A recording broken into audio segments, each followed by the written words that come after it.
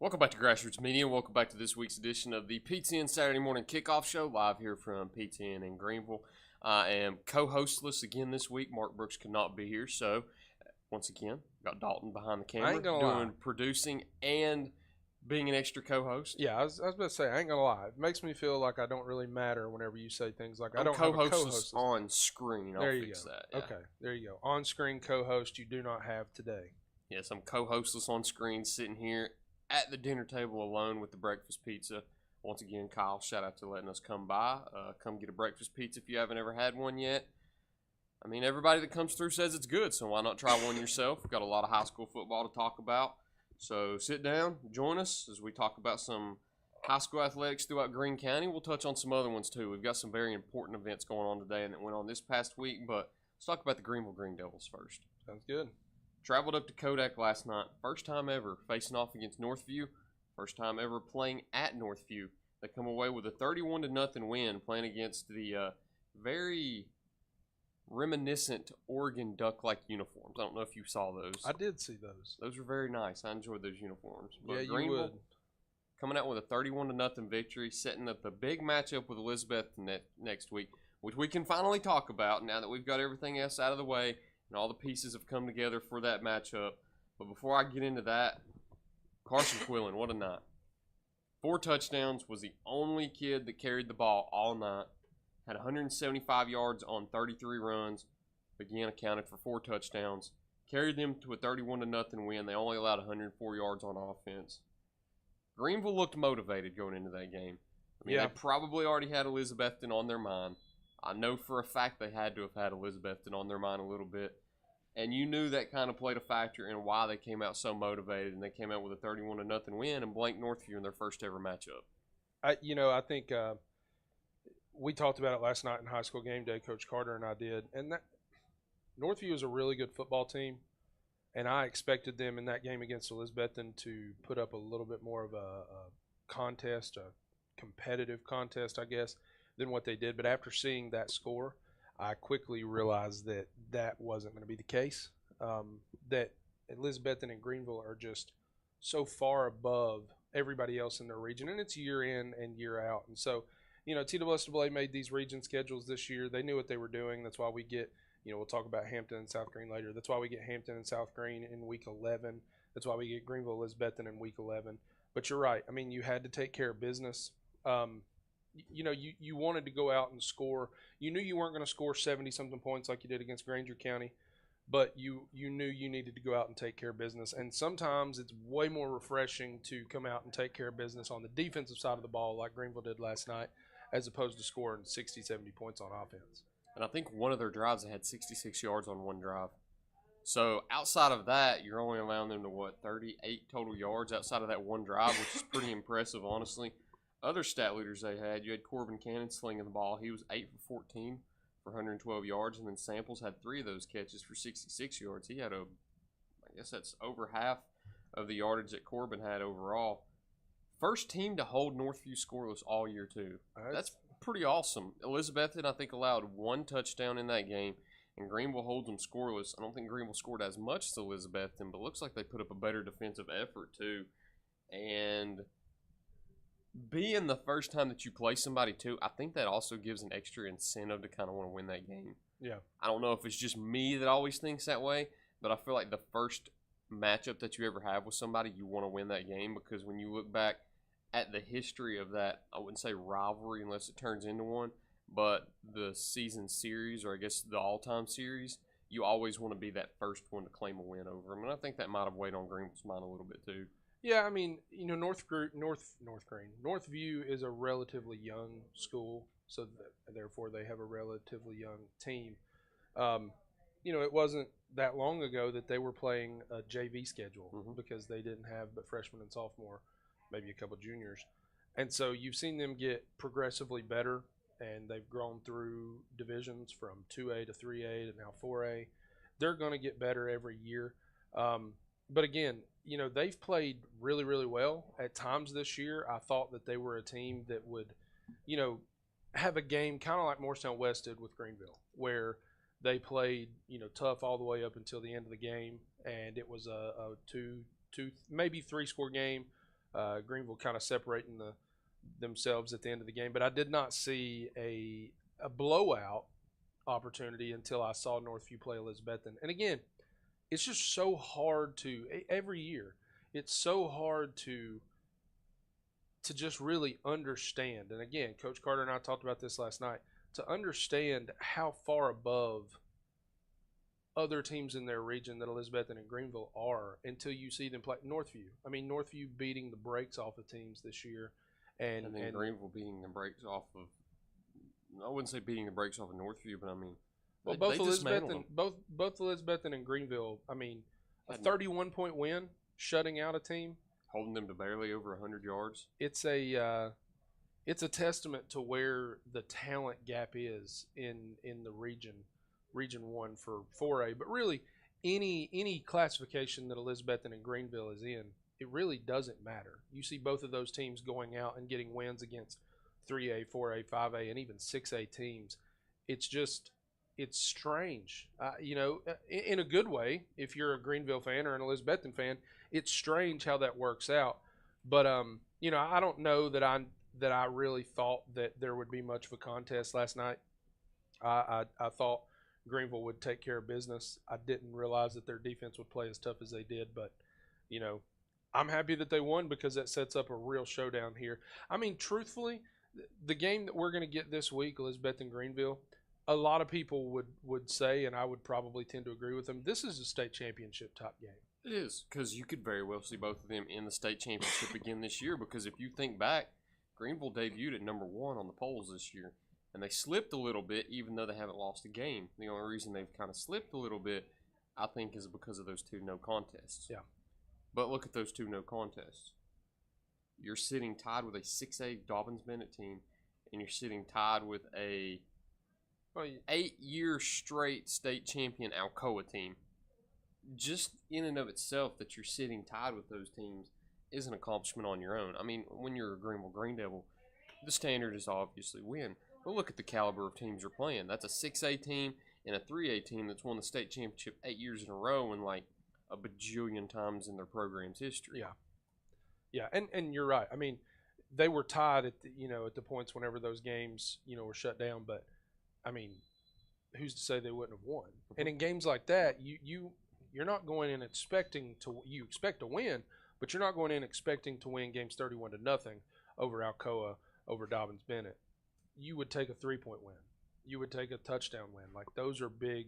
Those are big wins in that situation. So, I just think Friday night's game between Elizabethton and Greeneville is probably, as far as 4A is concerned, in my opinion, obviously it's not the state playoffs, so it's not the winner is going to be the eventual state champion because they're both going to go to the playoffs. They're both going to have deep runs. But I certainly do believe that you could look at this game as a state championship type game.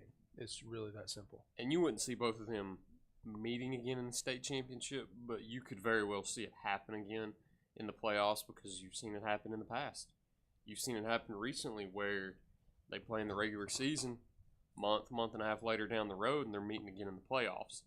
The way the playoffs are set up, though, the way they do it like a bracket, you wouldn't find each other in the state championship game, but you could still find each other. I can't remember what round that is. I think maybe quarterfinals. Probably round 3. The last couple of years, it's been Anderson County that's knocked off either Greeneville or Elizabethton, I believe. It's another team heating up at the right moment, too. Anderson County's always a tough out, has been for the last 7 to 10 years.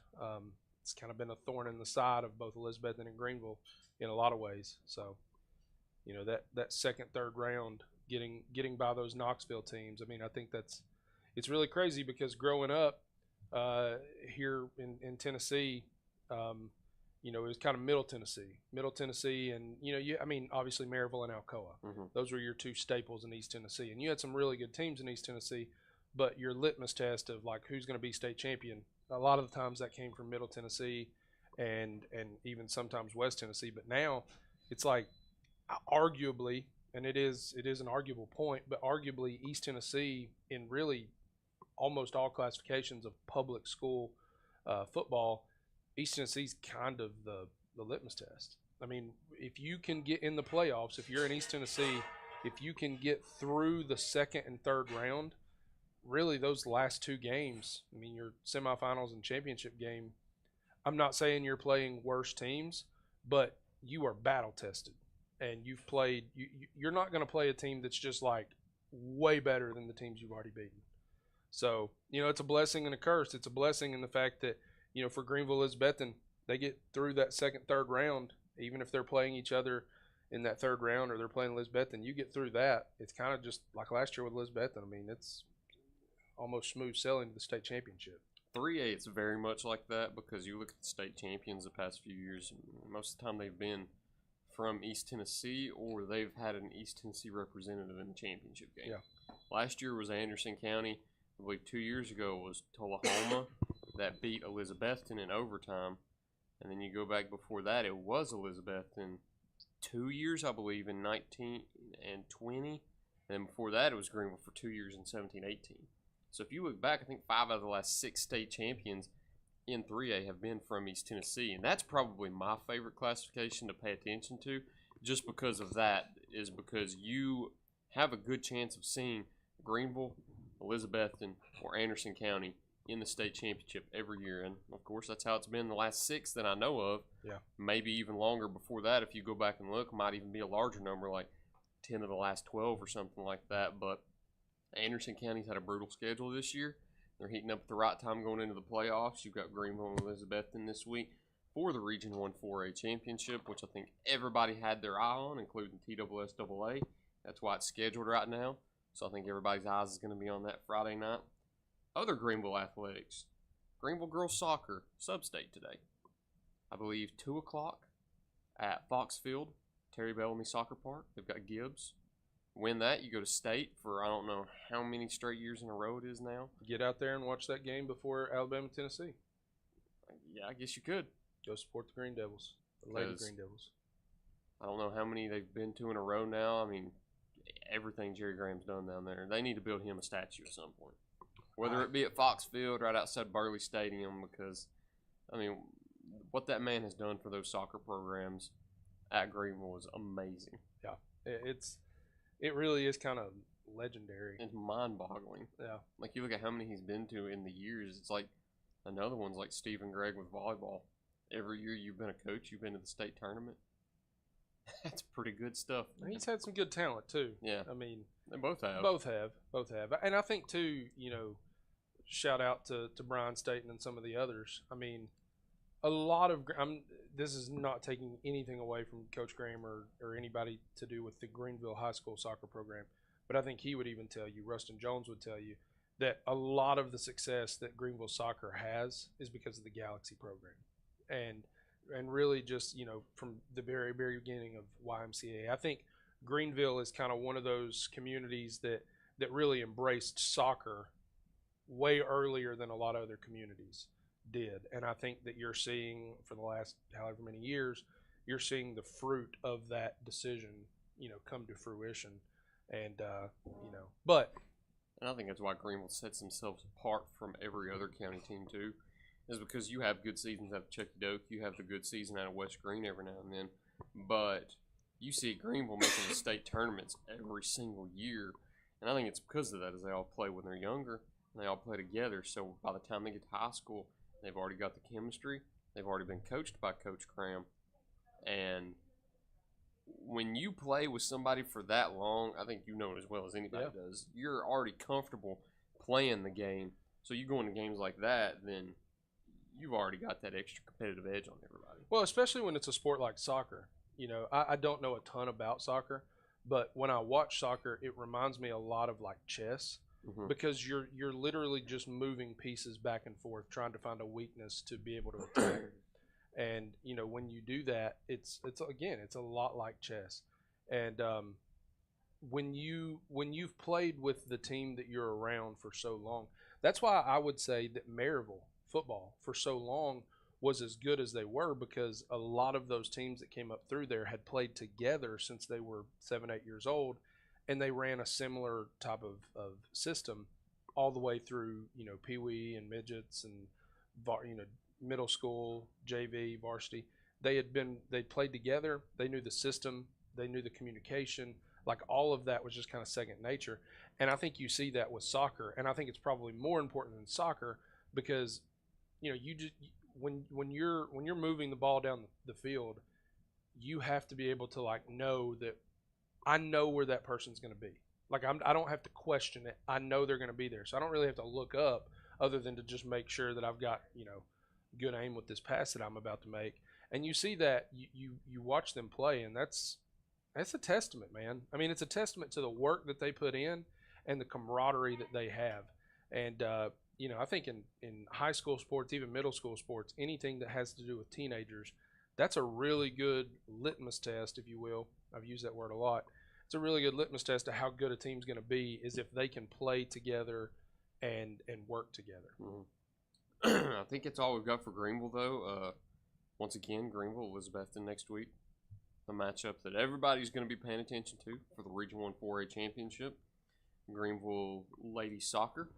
2 o'clock today at Terry Bellamy Soccer Park, Foxfield. Sub-state with Gibbs. Winner goes to the state tournament. Let's move forward to the other game last night. We'll go ahead and cover the 2 games from last night first, since they're fresh on our minds. South Green, the game that you had. Mm-hmm. Covering it up there in Rutledge with Barry Carter and Brian Staten. Picked up a 34-13 win over Granger. Great defensive effort, great offensive effort, putting up 34 on the board while forcing 4 turnovers without, I'm blanking, Nash Rader and TJ Buckner. And you still have a freshman rush for over 100 yards. Keyshawn Ingram went out. I mean, hurt for a little while. I think he got back in. Man, I say it a lot. Hats off to Joe Case. You know, that defense was really good last night, but the offense, just the fact that you can plug and play a freshman, I'm telling you what, Trip Neese is the truth. Like, that kid is good. I mean, so what you're saying is South Green's fine at running back the next 4 years. Yeah. I'm telling you, man, like, I'd seen it in some of the flashes in games where they got to put him in towards the end of the game. Bro, like, last night, he moves like Nash in that he's fluid with his motion. Like, you know, he's not wasting a lot of movement. Like, if he's trying to go a direction, that's the direction he goes. He's not taking a lot of false steps to get there. He moves. He's shifty. He's shifty in the hole. But the thing that I like the most about him is that he will just straight run over you. I mean, this is a Granger team. It's a 4A school. Mm-hmm. You know, they're not small by any means. They're not small. They're not a small school, and they are a big, physically big team. And I can't tell you, I mean, you can go back and watch the game from last night. I can't tell you how many times that Trip Neese was handed the ball and had somebody, you know, in the backfield or right at the line of scrimmage where he might have made somebody miss and then broke like 2 or 3 arm tackles, gets into the second level against a linebacker or something, and just straight runs them over for 4, 5, 6 more yards. The kid is unbelievable. But overall, that game last night was ugly. I mean, it was a lot of turnovers. It was a lot of turnovers. Even on South Green's part, there were a few turnovers. A lot of penalties. It was I watched the full first quarter, and I don't know if the officiating crew knew what they were doing for the most part, because you had what was it, a holding call that was on one team that was supposed to back them up, but they started to walk it forward and then realized, oh no, it's on the wrong team. So then they backed it up to where it was supposed to be, and then after that play, I think it was an incomplete pass, they spotted it at the original line of scrimmage. Yeah. And then you had to go, wait, there was that holding call, so then you got to go back to 5 where the box is actually at on the sideline where they should have been looking the whole time. I don't know what was up on that part, but that was something else. I think they made mistakes when it would come to stuff like that, but I will say this. They did, from a standpoint of like communication and getting things together and making decisions and putting things down and spotting balls correctly and all that stuff, like, you know, they struggled, but they did a really good job calling the game. That's what matters most. Yeah, if you go back and watch, like, I don't know that there was a single call they made that I was like, nah, I just don't agree with that. Now, a lot of their calls were like pre-snap stuff. I didn't disagree with a lot of calls that they made. It was really frustrating whenever you're constantly having to like respot the ball because you don't know where. I mean, I get that. That stuff that like just it's communication. Mm-hmm. It's embarrassing, but it's like it's You would frustrating rather have that than missed calls or miss the blatant face mask calls, or there's a late hit and you let it go. Yeah. Quarterback gets clobbered and you turn a blind eye to it. It's better to see the communication issues and to have your head kind of not there at the beginning of a football game than to just blatantly disregard and ignore some of those terrible calls. And I'm not dissing the officiating crew. I just thought it was a little funny watching that first quarter where you call it on one guy, but no, it's on this, no, it's on them. Okay, now we got to spot the ball at the right spot. It's not here. Yeah, that's kind of funny to see because it kind of fit that game where – yes, it fit the game. Yes, it did. Because the game was ugly. Yes. I mean, and you expected it to be ugly too because of the incoming weather that was expected, which I don't think you got it as bad as everybody else thought. But going into it, I don't think you expected a clean, perfect game because of the weather, and then you saw the game was played, and then you saw the officiating crew. It was kind of funny in a way how everything just kind of fit the mold of what was expected. Yeah. I think it was I think there was some good execution on defense by South Green in the fact that, South Green defended the run pretty well at times. The Fowler kid, he fumbled it early in the game, and they took him out, I think, in the first, second quarter. He didn't really run much at the end of the second quarter, didn't really run a whole lot in the third quarter and the beginning of the fourth quarter. He got 70 yards on that last drive. They scored a touchdown against South Green's JV team, essentially. The second stringers went in there and got some experience. And he had 3 carries for 70 yards. And before he went right. I mean, it was 96 yards, I think, is what he finished up with. But 70 of those yards were gained on 3 carries the last drive of the game for them. And that goes back to what we were talking about Greeneville. You hold him to, 38 yards outside of that one play. You hold him to 24 yards outside of that one drive. Yeah. That's what you expected, too. Talked to Coach Jones this week, and that's what he said, where they expected it to be rainy and muggy. You weren't really expecting to pass the ball a lot.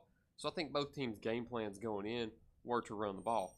I think both defenses expected that you were going to run the ball. Yeah. And I think South Green, Coach Case, just executed that a little better. Yeah. I think Granger wants to run the ball more than South Green probably does. Now, South Green runs it a lot, but that's what Granger does. I mean, that's how their offense is set up. But they did. They threw it a lot more last night than I figured that they might. But yeah, South Green just defensively, I mean, is flying around to the football. One of the things that I think really is a hallmark of South Green's defense, and it's kind of a testament, or not a testament, but it's kind of a indicator of whether or not they're going to be successful on any given night, is if they're able to set the edge. And what I mean by that is that if you watched Cloudland against North Green could not set the edge. And Cloudland was able to run those off-counter plays, off-tackle plays, and just get to the outside, and they were gaining 8, 9, 10 yards because there was nobody turning him back into the defense. South Green, when they're doing that, and they did last night, they're able to stop, good rushing attacks for 2, 3, 4 yards because your defensive line, your interior defensive line, does a good job of controlling the line of scrimmage for the most part and allows your defensive linebackers to kind of freed up, read their keys, make the plays. But where teams have had success against South Green at times is running off tackle and getting outside and gaining 4 and 5 yards at a time. That's where they've had success. There were a couple times last night where Granger County was able to do that, but for the most part, South Green was able to set that edge, turn them back inside, stop them for a gain of 1 or 2 yards. And a team like Granger County, where that's what they want to do, much like Happy Valley, much like Hampton, you get them off schedule, they have to throw it. It's not something they want to do, and that's why you saw the turnovers that you saw. Put them in those positions. And I think it works with South Green because if you have those athletes that can run off tackle, then you can use it that way. Yeah. Because a lot of times you'll see, like, we're going to talk with North Green and Happy Valley, you have a big running backs like Sowers, you just hand it off to him, and you run a dive play 9 straight times in a row, and you're going to find the end zone. You do that with, I can't remember Seymour's running back from 2 years ago. You do that with him, you're going to find success. But when you've got players like Nash Rader, Trip Neese, And you've got some other athletes like that who can run it outside of the box and make their way through the defense. Then you can run off tackle plays and set the edge like that, and it works for South Green that way. Yeah. And speaking of South Green's rushing game, it wasn't just Trip Neese, even though he had the triple-digit mark. All of their touchdowns came, well, all of their offensive touchdowns, I'll say, came in the rushing department. You had Susong with a 10-yard rushing touchdown, and then in the fourth quarter, Connor Race said, hey, I'll just take it in the end zone twice for 9 and 4 yards each. He's kind of sealed the game right there, because I guess going into that, it was, 21-6, 21-7? Yeah, and then, I mean, you're not out of the game yet when that's the score going into the fourth quarter. You saw North Green and Unaco last week. They scored 2 touchdowns in a minute and a half. So for him to put the game away with those 2 touchdowns, that's big. It's huge. Speaking of Connor Race, the best, and I clipped the replay even still. Best run of the night, one of the best runs I've seen all year. Just from a standpoint of like, it was one of those runs where, that Brock Rush catch and run last year was just like, oh my gosh, like I'm beside myself. I can't believe that just happened. Connor Race's run last night was one of those where you're just like, you want to just jump and scream and shout, because dude was like, he got into the secondary. I think he broke a tackle or 2 at the line of scrimmage, gets into the secondary, and he gets in a scrum. I mean, it looks like a rugby scrum, probably 5-6 yards downfield. And I mean, they're probably on the 35-yard line going in. So they're on Granger's 35. He gets hit 5 yards downfield. Looks like a scrum going on. He literally drags 2 or 3 defenders until they just let go. It takes off and scores. Takes off and scores. But there was a flag. There was a flag for holding or blocking the back or something that brought it back. But I think it was the same drive they scored, because what was important about that is that the penalty flag was thrown. It was 3rd and 11 when that run happened, and so it would have been a touchdown. But where the penalty occurred, it was so far downfield that when they marked the penalty off from the spot, they kept the down, but it was now like 3rd and 3, 3rd and 4. And so I think they ended up converting. So it still ended up being a successful run, although it didn't go down in the stat book as a touchdown or a 35-yard touchdown run. But, I mean, I'm telling you, it was incredible. Like, you're just sitting there, okay, he's down. He's down. They still didn't blow the whistle. He just keeps driving. Those 2 defenders just let go. He's gone. I mean, just he runs the ball so hard. He reminds me a lot of my good buddy, former running back at West Green. He reminds me a lot of Jordan Ward in the way that Jordan Ward used to run the ball. Jordan was not a shifty guy. He wasn't going to beat you east and west, but he would run over you north and south. And that's how Connor runs the football. I mean, he gets the ball. He knows the hole he's supposed to hit. If the hole is not there, he might make one cut, but otherwise he's going to run over you and get as much yardage as he can. And that's just how he runs, and he runs hard. And, he's a name we've not called a lot this year running the ball because of Nash Rader, but he's a guy that is a difference maker. South Green's got a fun little revolving door running back there. Yeah. Because whether it's Nash Rader, Trip Neese, Connor Race, Keyshawn Ingram, throw anybody in there, they're going to get you positive Reminds yardage. you of a team in Knoxville, right? Yes. Yeah. Sure. Your favorite team. Yeah. The best color of orange there ever was. But who's the better one? South Green. No, I'm talking about Tennessee's running backs. Who's the better one? Jalen Wright. You think? 100%. Okay. Yeah. We'll find out today. Are they going to run it a lot against Alabama? Hope. Is Alabama going to run it a lot against you? Well, they're You not. hope Gonna not. They're not going to run against me, but they might run against Tennessee. You hope not. You hope they throw it with Milrow, because that's something he can't really do. But I hope. I hope. But looking forward to South Green next week, man. The 2 games that I think you looked at whenever the schedules were released all the way back in November, and you circled them on the calendar, and it's coming to fruition what you expected. Yeah. You've got Greeneville and Elizabethton for the Region 1 4A championship, and you've got Hampton and South Green for the Region 1 2A championship. Now, it's not the same scenario where both teams are undefeated going in, with South Green getting upset by Happy Valley, but the same thing's on the line. It's for all the marbles. You get to claim yourself as champions. You get the home field advantage through the playoffs. And this is arguably even bigger because South Green isn't as comfortable as they probably wanted to be in this game. Because not only are you going to Hampton, but if you lose this game, you slide back to the 3rd seed, where you no longer get any more home games on Rebel Hill, where they are so good and so dominant. You win this game, you're the 1 seed, you have that advantage, and you also play the 4 seed, where you might have a little bit of an easier time getting past them. Whereas you go on the road to play the opposing 2 seed, which is always tougher to go on the road, and you're going to be playing stiffer competition playing against a 2 seed. Yeah, I mean, this is South Green's 8-1, so what I'm about to say really doesn't make a whole lot of sense on the surface, but this is a must-win game for South Green. And, you know, if they lose this game, help me with the scenario stuff. You're the scenario guy here. But if they lose this game, are they the 3 seed? If they lose the game, regardless, they're the 3 seed, because if you lose this game,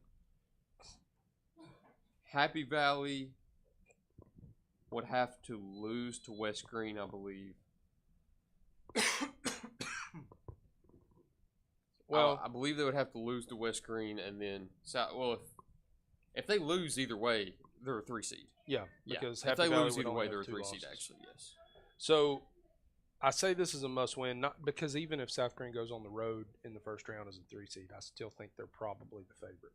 Yeah, I would think so too. Just looking at the other, region there, but I think this is a must-win for the confidence, because Hampton is a lot better football team than I thought they were after about week 4.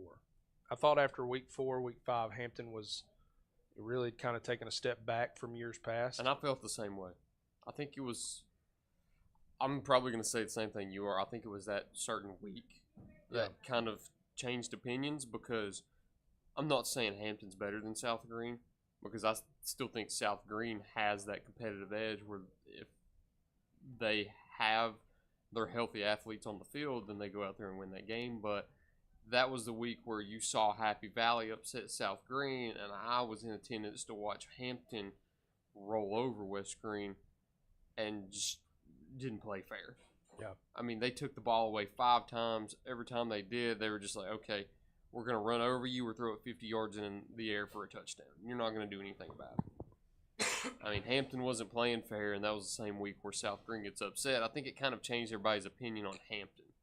Not necessarily South Green, because upsets happen, but to see Hampton do that, it was like, okay.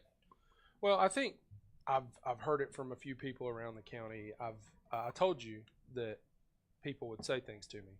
Nobody said anything to me until South Green lost. But, I've said all year I think South Green is a state championship caliber team. And I've had some little birds chirping and stuff. And they've asked me, do you still think they're a state championship? Yes, I do. I do. I think that was a trap game. Happy Valley was a trap game. You're looking forward to, you think we're going to go in here, we're going to win this game, 2-3 scores. Senior night. Or was it homecoming? It was senior night. Homecoming was Union County. We're gonna win this game. We've got Eagleton. We've got 2 of our 2 very winnable region games, and then we got to go to Hampton. I think it was a trap game. I said it that day. I said it in the pregame. I said it. I said it all week. It was a trap game, and that's exactly what happened. They fell into that trap. Sean Jones has said it as well. It's all about matchups. Football is all about matchups. Mm-hmm. And I'm telling you, there's a reason why Happy Valley started the year 0-3. One of those 3 losses was to Hampton. They didn't play Hampton since they made their change on offense. They started out 0-3. They have not lost since. You know what that change was? Start playing like Hampton. Start running the offense. Start running it down guys' throat with guys like Joseph Sowards, who might be,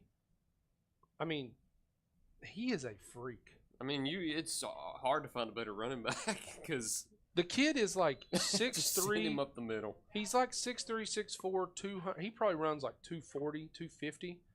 He probably runs as well as anybody on Happy Valley's team, and would run with most players on other teams as well. He's a freak. He's a freak athlete. And, he's going to be hard to stop. I don't care who you are. He's going to be hard to stop. And when they went to that offense where they were going to that power run, just overloading it, getting 2, 3, 4 yards, taking the time of possession, and just controlling the football, driving down the field, staying ahead of the chains. They started beating everybody they played. I mean, think about it. Eagleton, a team that has beaten West Green, a team that beat the brakes off Cosby last night, a team that played South Green to a 1-point game.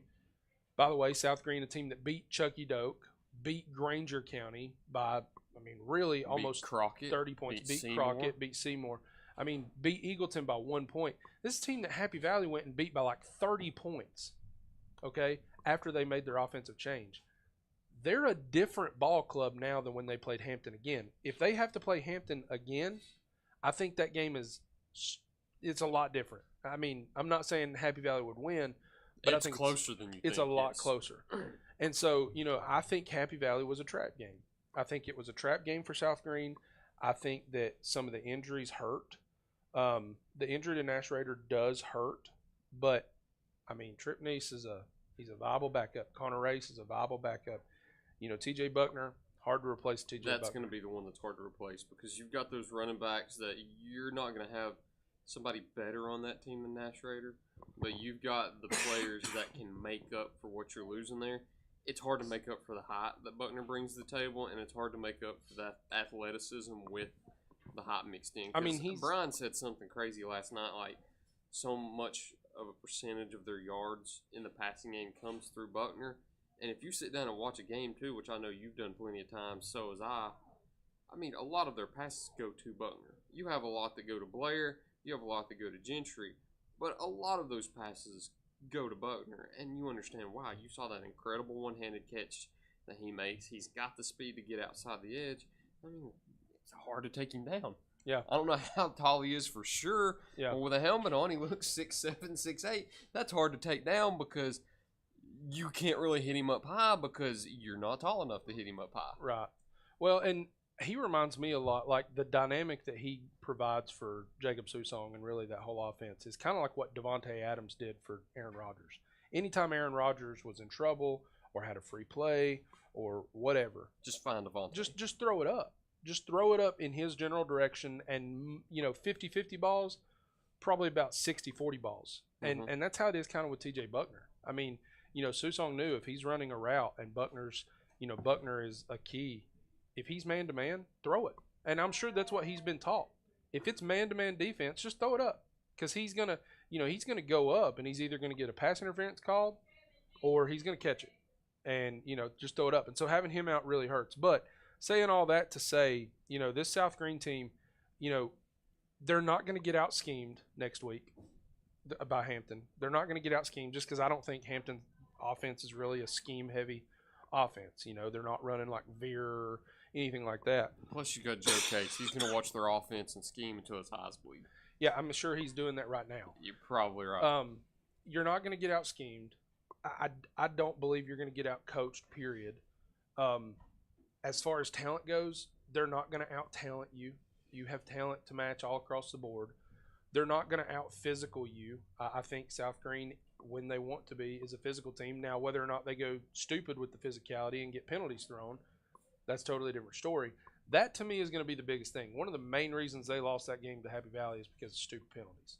You have to cut down on the penalties. Yeah. You have to. The personal foul penalties, the pre-snap penalties, you have to cut down on those. You have to take care of the football. Eagleton, that's the reason they kept them in that game, too, is because one of those plays, I think they gave them 45 yards on one drive. Yeah. On one of their scoring plays, but you can't do that. Yeah, you can't do that. And one last thing I'll touch on, too, even if you don't play Buckner or Raider in this game, it might necessarily be a good thing to leave them out because you don't want to rush them back in a regular season game. Even though it's Hampton, it's for the regional championship. Would you rather rush them back for that or be patient until you get them back in the playoffs? Yeah. And that's where I don't know their timetables.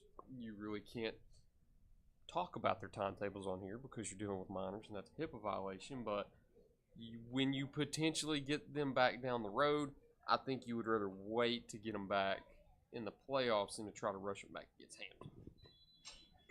And I don't know if that's their plan. I don't have any insider info. But if you don't see them this week, it potentially is a good thing that you don't want to rush them back too quickly maybe have another injury occur, or to the point where they're not 100% and they re-aggravate whatever they have. Yeah, I agree. And again, I think South Green has the talent across the board that they can cover those wounds. I don't believe that that's that. Keyshawn Ingram last night, depending on, what happened with him, I don't know. I think he actually ended up coming back out at some point during the game, but I'm not 100% sure.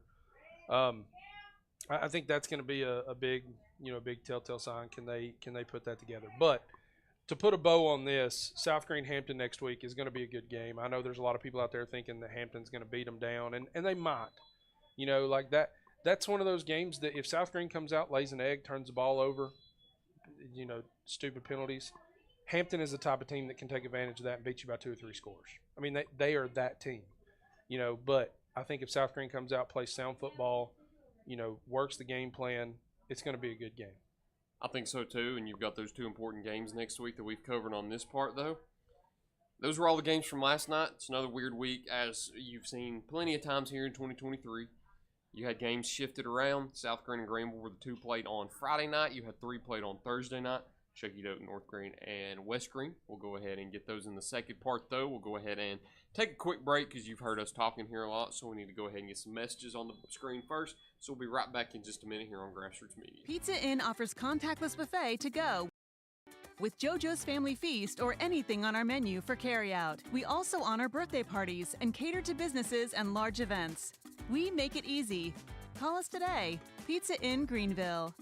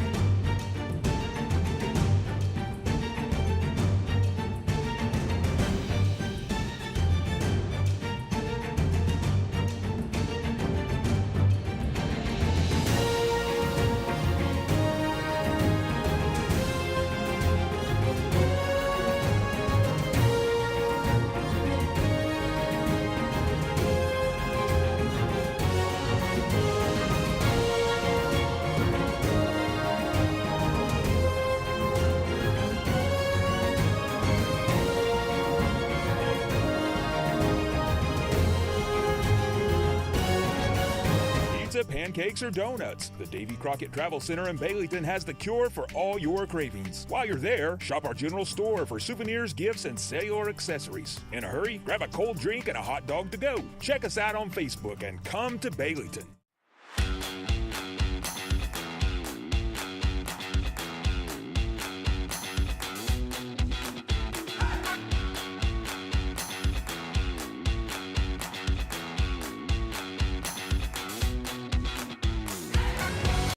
Welcome back to Grassroots Media, and welcome back to this morning's edition of the Pizza Inn Saturday Morning Kickoff Show, live here from Pizza Inn in Greeneville. Co-hostless on screen, got Dalton behind the screen doing production and helping me out this week. We had 3 games on Thursday night, Chucky Doak, North Green, West Green. We'll run through all of them in quick fashion. Starting off with first, another important game, Chucky Doak and Unicoi County. Was not there, you were not there, but I wish I was there.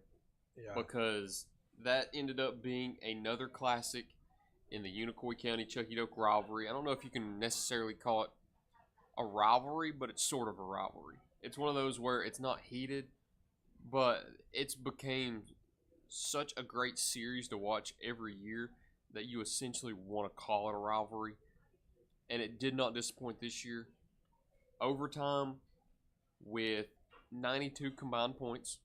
I don't know how many combined touchdowns there were. I'm not doing that quick math in my head. 47-45 was the final score. Unicoi County comes out on top.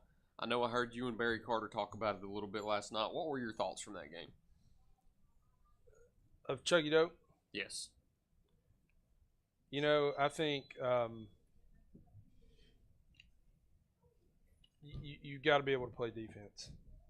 It's really that simple. And Chuggy Doke's a team this year that they've lost what now? 3 games. They've lost 3 games, 2 of them being in region, and they're going to end up being a what's the word I'm looking for? They're going to be a 4 seed. They're going to be a 4 seed, right? Unless Johnson County beats who's that Unicoi County, or who's it they play this week? They play Unicoi County. So Johnson County and Unicoi finish the season.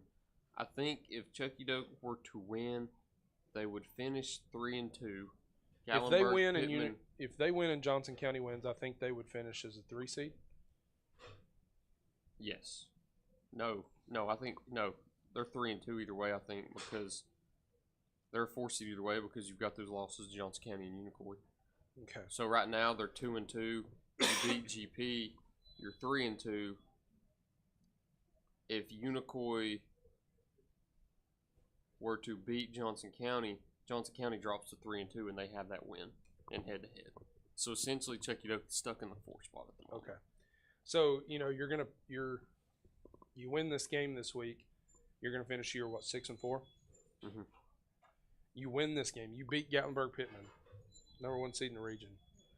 You beat GP. You still get the 4 seed. I don't really know what that feels like, but being the 4 seed, you know what you get rewarded with. You get rewarded with a trip up the road to Alcoa. I feel like it's strange because that Johnson County game is a game I feel like they should have won. Mm-hmm. And everybody in Lower Afton feels like they should have beaten Unicoi County on Thursday night. And we mentioned it on air. Barry and I talked about it.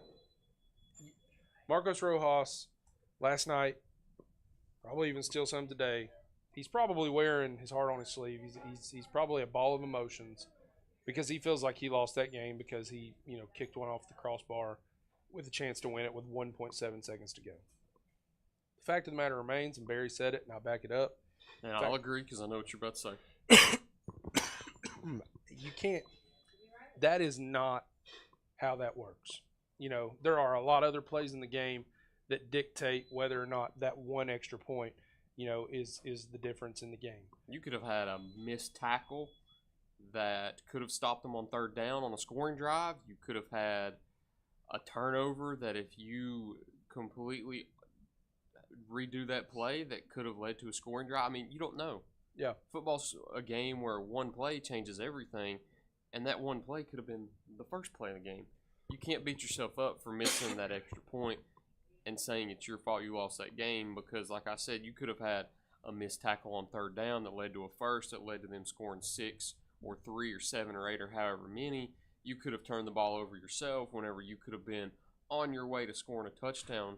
You can't let that one play affect you, even though if you've been in that scenario, you understand it's hard not to think that way if you're that person because you have that opportunity and you miss that opportunity. Yeah. But it's hard if you're that player to get out of that mindset. It really is. And you feel for players like that too because you don't want them to feel like the whole game is on them and that much weight to be on their shoulders. No, I mean, absolutely. And it's not. Rightfully so. He shouldn't place the blame on himself. Nobody else should place the blame on him there either. And I don't think anybody is, to be clear. I don't think anybody is. But, what an exciting game. Always is, man. Brayson Mervin, if he's running for, even half of what he ran for last night in every game this year, they're probably undefeated at this point, to be truthful. I think they would have gotten by South Green.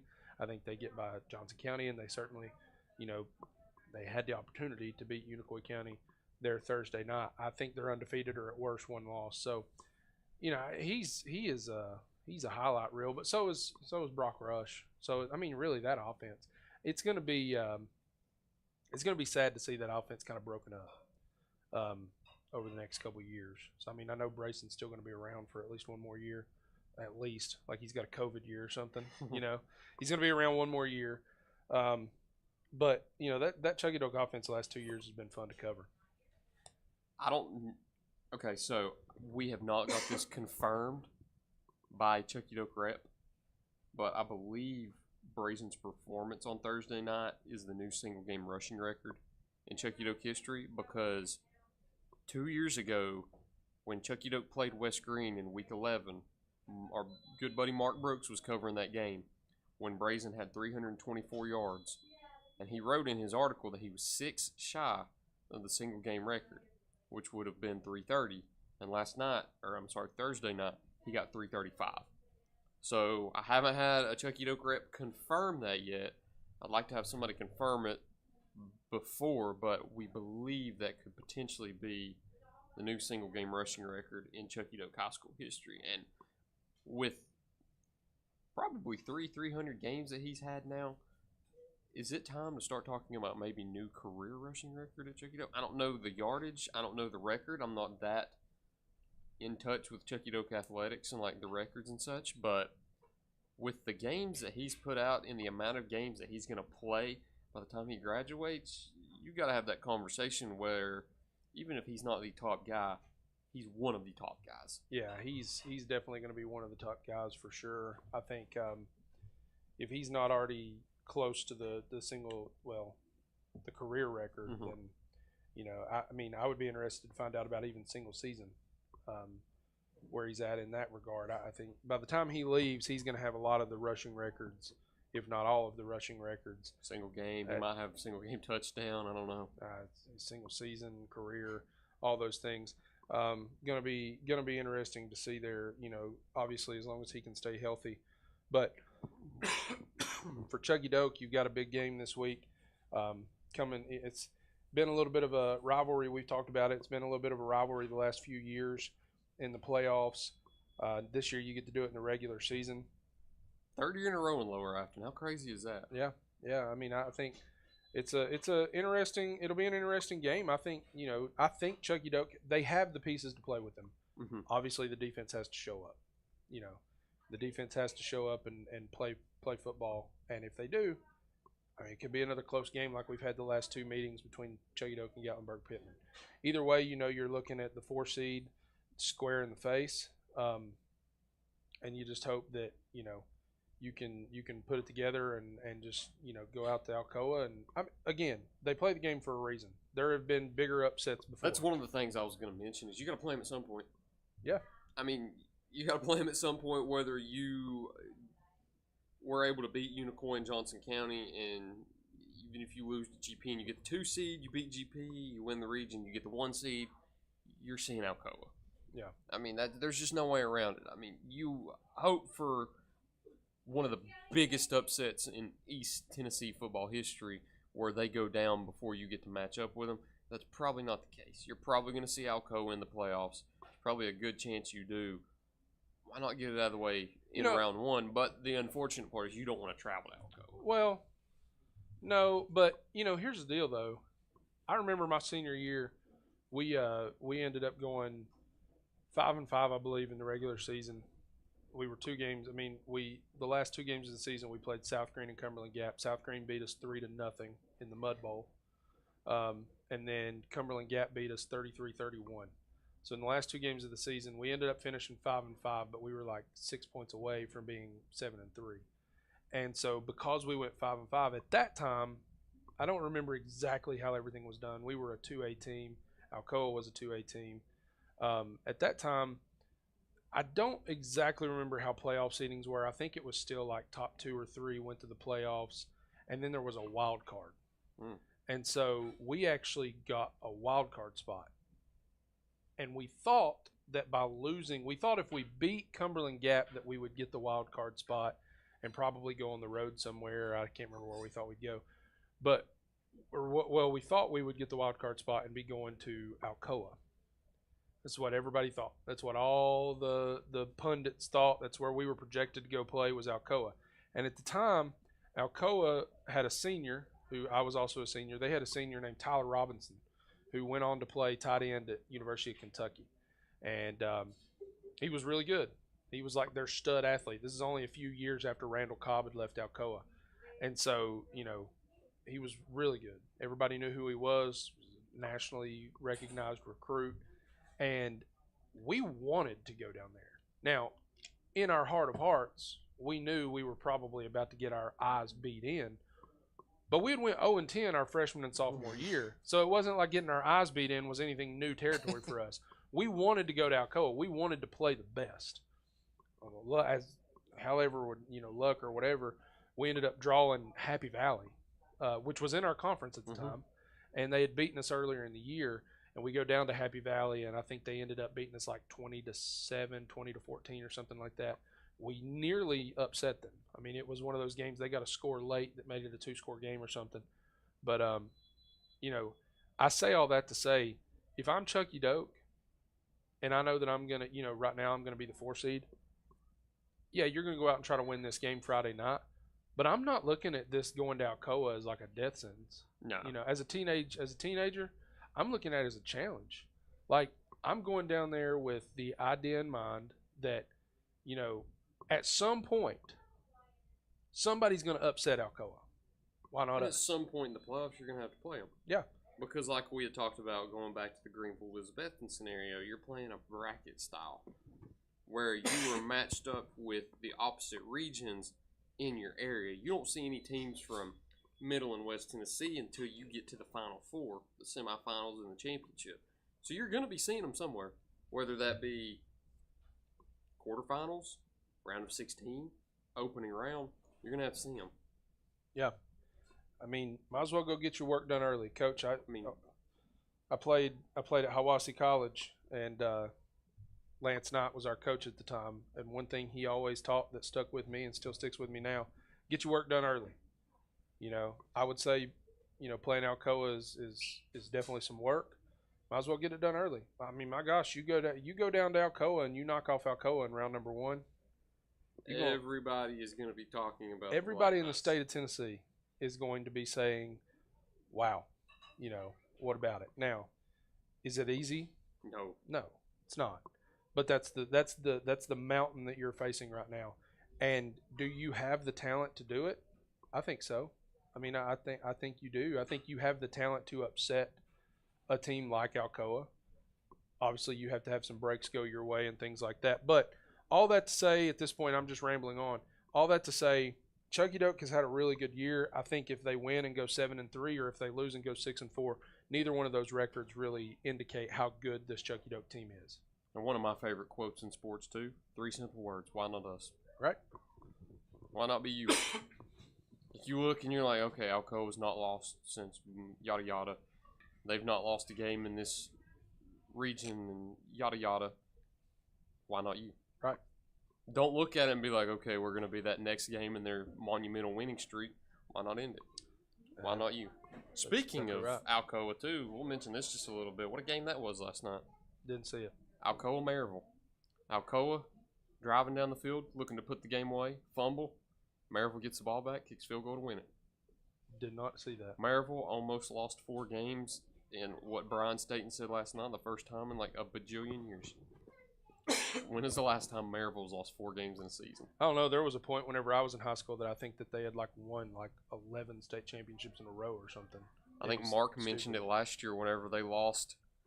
I'm not as in touch with Knoxville area football and 6A as I am with the athletics around here in Carter County and such, but I think last year whenever they lost a conference game was the first time they had lost one since 1999, which is my whole lifetime, and is like 100 straight. That's unthinkable. It's wild. But Alcoa almost beat Maryville last night. Maryville ended up coming away with the win. But not going to spend too much time on that because we don't really have a reason to. Yeah, we don't really have a reason to with neither of those teams being in our region. But we got Chucky Doak hosting Gatlinburg-Pittman next week. We got North Green and West Green to recap also. I'll let you take the floor with North Green real quick because you were at that game. You covered that game. Yeah, don't really want to spend a ton of time on it. Talking with Coach Tilson after the game. Coach Taylor. Yeah, Coach Tilson. Talking with Coach Tilson after the game there, I think North Green really surprised me the first half. They played really good football the first half. It was a lot closer in the first half than 24-7. I've said that a lot about North Green football this year. They've played games where the scoreboard was worse than what the game actually looked like. But North Green did a good job defensively. First play of the game, they get the ball kicked off to them. Snap goes over Thomas Darnell's head, fumble. In the red zone, and it would fumble over Thomas's head, over Darnell's head, and Happy Valley gets the fumble recovery, and automatically they're in the red zone, and North Green forces them to go 4 and out.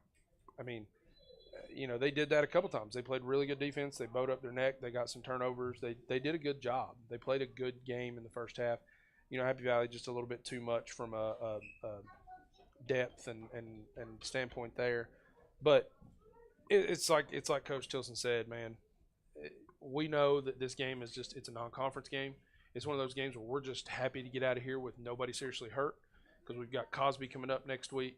It's a game we feel like we should win that. We're the 3 seed, go on the road in the playoffs. They're essentially the 3 seed too. I think they're pretty much locked into that too. Yeah. But with a win, there's no. Yeah, with a win, there you is feel better. there is one scenario actually. There is one scenario where Unaka beats Cloudland, North Green loses to Cosby, and even though the percentages of that happening are low, there's still a chance. Yeah. So that game was one of those games where you don't call it a throwaway game. It was a game where I think that North Green really learned a lot about themselves. They competed with Happy Valley. Again, score looked a lot worse. There was a score at the end of the game that kind of made it worse than what it was. But they competed. They competed for 2.5 quarters. And I think that if they're on the up and up, and they've been on the up and up the last 2-3 years, but they're really on the up and up now. I was up in the box with the coaches up there, and I heard them remark, and I think this is what they were talking about. I didn't confirm, but I think that they were talking about how fast North Green was, like just how quick they were, and it wasn't something I think they were prepared for. And North Green's defensive interior line was, they're strong, they're big, they're strong, they do a good job, but they're fast, and so Happy Valley wasn't able to get to the edge as easy as they thought they would, because North Green was fast. North Green was also doing something in this game that they did not do well against Cloudland, is that in Cloudland, in that game, whenever Cloudland would go in motion, you'd hear Coach Tilson on the sideline screaming, kick it, kick it, kick it, kick it, kick it. And they just wouldn't. Like, they didn't communicate. They didn't kick it. They did against Happy Valley. And when they kicked it and they were in the right alignment, they made plays. So, I think that's a real learning experience to put that on tape, to be able to go into the classroom and talk about those things and just be like, look, when we're in the right place and we're doing the right thing and we're reading our keys and we're following our assignments and stuff like that, we're a good football team. And, you're going to finish out, hopefully. Unless something crazy happens, you're going to finish as a 3 seed. You're going to avoid Coalfield.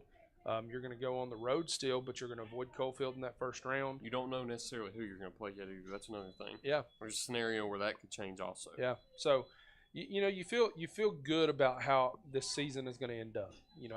I think personally, I feel like they're going to end up winning their 4th game of the year, going 4-6. You easily could have been 6-4. Mm-hmm. Easily could have been 6-4 when you think about Jellicoe and Cumberland Gap. Easily could have been 6-4. So, it's not really a lot more to say about that game. There wasn't anything that really just stood out and jumped at you. They kind of did the same things they've done. I will say that Thomas Darnell in that first half threw the ball a lot better than I've seen him throw it to date. But another really good game from Colton Robbins. He's come along well this year. He has. This 2-game stretch has been really impressive by him. I know he had, I think, consecutive catches. What was it, 43 and 27 yards? Yeah. 70 yards on 2 plays when Darnell had 101 yards passing. Yeah. It's pretty good to have those back-to-back. He had a 27-yard touchdown catch. Nick Mitchell had a 25-yard touchdown catch. Yeah. I think that's his first touchdown of the season. Yeah. Yeshua Vaught, 11 carries, 45 yards. Darnell, 4 of 8, 101 yards and 2 touchdowns. They got Cosby next week, as we mentioned. Good opportunity to get your 4th win. Lock yourself in as the 3 seed. Travel on the road to play either, I think it's Oliver Springs or Greenback. Don't quote me on that, but I believe those were the 2. Greenback. What's that? I said, Greenback. Yeah, I hear a lot about Greenback. some of my favorite football memories come from Greenback, and I only played there once. We senior year. See, I have relatives that played at Greenback, and I hear that they have had very good memories of Greenback also.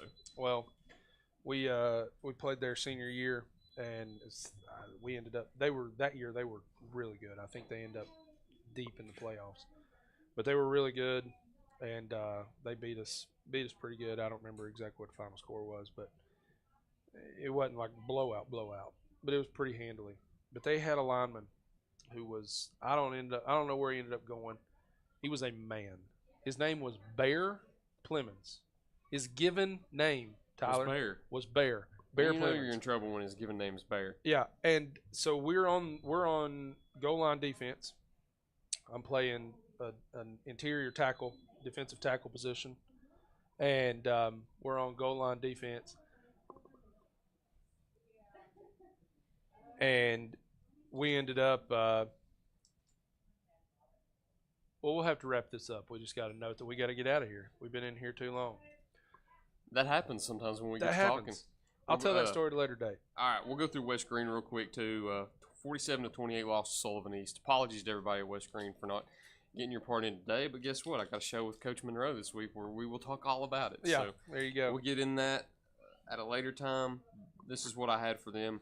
Bax Britton, 17-yard receiving touchdown. Austin Franklin, 98-yard kickoff return touchdown. That's cool to see on senior night. Ian Kiefer had a good game. 17 runs, 165 yards, and a touchdown. One of the better rushing games you've seen this year. That touchdown was 7 yards out. Dawson Daniels got a touchdown on senior night via the tush-push, brotherly shove method. And there you go. On the 1 yard line, he was 9 of 20 for 92 yards and a touchdown. Bax Britton with that 17-yard touchdown. Also had 7 catches for 76 yards. They have Happy Valley next week. They have a region game to close out the season, of course, as everybody else does, but this one is a little more important. You need this one, and you need Cumberland Gap to have an upset over Eagleton to be able to get into the playoffs. As of right now, West Green, the only team within the county not to be in the playoffs right now, so you essentially really need that. But that's all we've got. We'll go ahead and hop out of here. Thank you all for watching this week's edition.